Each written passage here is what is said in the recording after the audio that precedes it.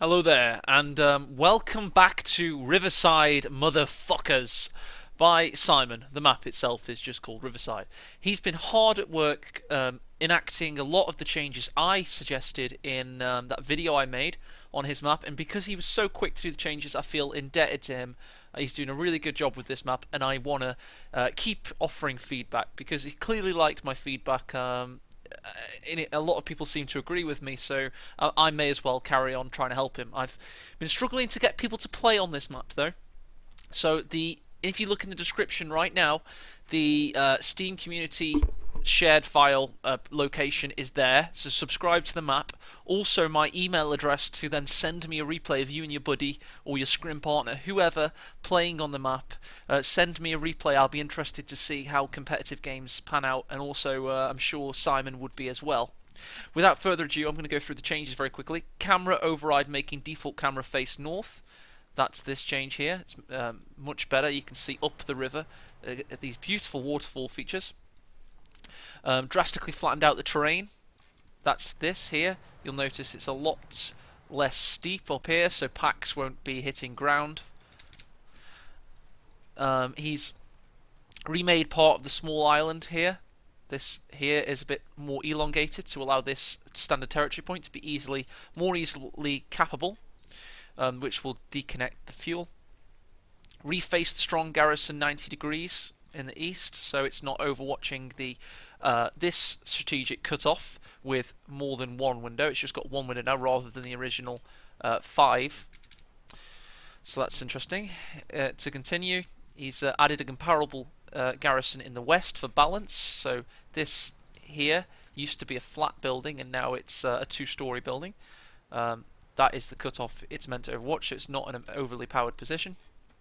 Remove some of the heavy cover on the east side, which is here. So now it's medium cover versus green cover, so it's not going to be a boring pitched engagement. It will be a little bit more dynamic. Added pointless boxes, don't know what that means to be honest. Added a gap in the hedgerow on the cutoff to the south spawn, now easier to cut off. Pushed the base MGs up a little bit forward, added some hedges so AT guns can't reach them. See this here? He's making it so AT guns have a tougher time knocking out the MG, which would then allow a base rush and an early annihilation victory. Well, not too early, but changed all pictures, blah blah blah, added a few slight blockers next to garrisons. Probably did some other pudding too that I've forgotten. Yes, he has done some other stuff. First thing I noticed is that the cutoffs are a lot better now. It's much more like an Angerville style 2 cutoff system, which will make the game a little bit easier to close out if you're a high level player against a new player.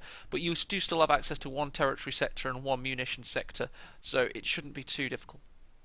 I have more feedback to offer in terms of I have got a lot of feedback to offer, even more. Even though he's done a great job of making it even better already, there's still feedback to offer. First of all, looks fantastic from the south orientation. I think it looks beautiful now. Aesthetically, though, you could possibly do with something here. Possibly a little feature there, just to make. I think that area is a little tiny bit sparse. That's all I'd say. But other than that, it looks gorgeous. Really nice work. Fantastic. You could even make the waterfall into the river a bit higher here, because all of this terrain does not matter, so you could make really good use of the background terrain. That would be cool. Let's have a quick look at the background terrain actually, because a lot of it is just standard stuff, and you never get to see it in the map anyway. So when you see maps like, oh look, he's got a port there at the bottom, that's cool, look at that. He's even got a little garrison you can never hope to use. But anyway, where was I? Now, big aesthetical change, and I'm sure you're going to adopt this one because you'll like it a lot. The current texture pack, or the current atmospheric settings, aren't ideal. There are better ones, such as this one. You ready? Oh, so much better.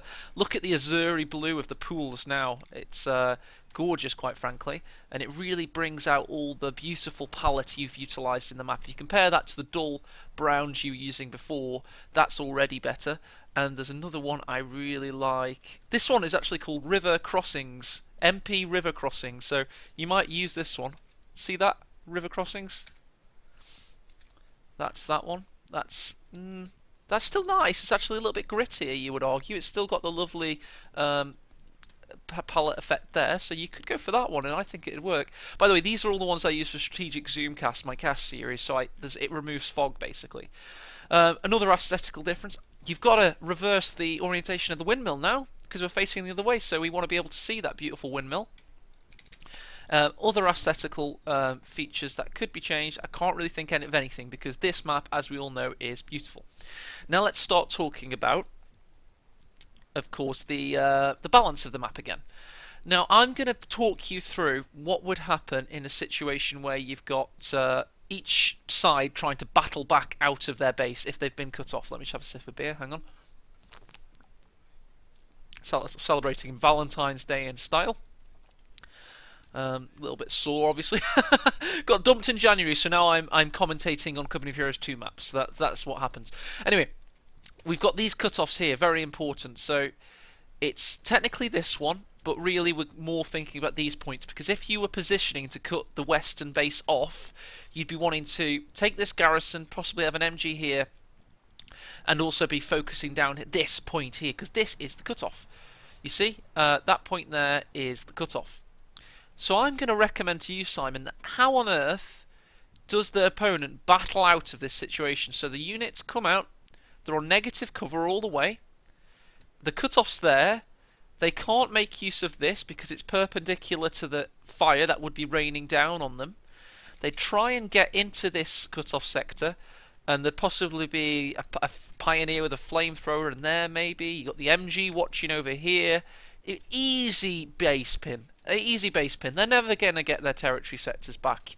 These 2 points really close together. I know technically this one does come and meet here, but if they've got this one, they're going to have this one as well. So we need the guy here needs to be able to battle out of his territory more easily.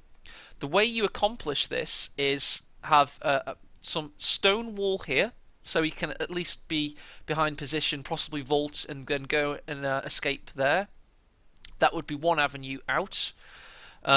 This obviously he can escape via this bridge and then possibly flank, but I think it's going to be too difficult to get around and flank there. It's going to be a little bit tricky. So you need to think of some way to have the ability to battle out along this road.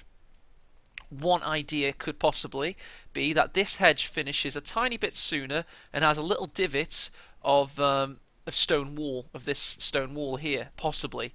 Or something similar. It doesn't have to be that. It could be a tractor parked up. It could be anything. But that would be quite nice. Interestingly, this map is going to allow people to see what's in the base very easily, which I don't think is a bad thing. I wish there was more scouting in this game, so I will never say your base sector needs to be redesigned. Just the perimeter section needs to have a bit of a look at. So yeah, he needs to be able to battle out of that sector a little bit more easily. From this sector, it's absolutely fine. As we know, we've got this big stone wall he can rush up against. If he can't, he can battle out. He can use this stone wall. He can flank around the windmill. This sector's absolutely fine. And now this garrison isn't as strong as anymore. Although that still is a strong cutoff, I don't think we're going to have any issues, because look, we've got a wooden wall here. We have got this green these green log pile here, but look, this is what I want for the western sector. I want a little piece of wall just like this one. That would add a lot of balance. Anything else I can comment on right now? To be honest, I think that pretty much covers immediate changes you could make right now that would make it better. I did notice it is impossible to place mines here, here, here, and here. The only place you could put a mine on that central victory point is there, but I don't think that's a bad thing. I think that's pretty good, because we already know that this central victory point is difficult to battle for, although I am a big fan of your medium cover logs. They're cracking. They will make it interesting. In terms of detail, it's beautiful. This is all destructible, so it won't get in the way later on. That's good. This now that this isn't stone anymore, it actually makes this area a lot more open. I thought it was a little bit congested before, so that's great. If we look up here, as I said earlier in the map, I would prefer possibly a little tiny bit of detail here, and you know, you could make that as an even cooler waterfall feature if you wanted to, if you got the time. Elsewhere, this is looking fantastic. Great work with all this stuff. Oh yes, another point. I just remembered this one. You've got stone wall here, medium cover here. On the other side, though, it's reversed. It's stone wall, then medium, which means that the guy in the western base, if he's trying to battle out of his base sector, he gets medium cover wooden wall. His opponent gets green cover stone wall. So I think you should do the exact same thing reversed here. So this should be stone, that should be wood. Also, it would match this here and create this as like a pasture, which is what it is because obviously there's that tractor there. So that's what I'd recommend for this. So I'm really happy that you're excited to hear my not changes but suggestions, because that's all they are. They're just suggestions, and I'm really excited to finally see top level players play on this game. I will make it happen, and if not, somebody in the YouTube comments will make it happen with a buddy, and we'll see the replays come through that way. So thank you for watching, and goodbye.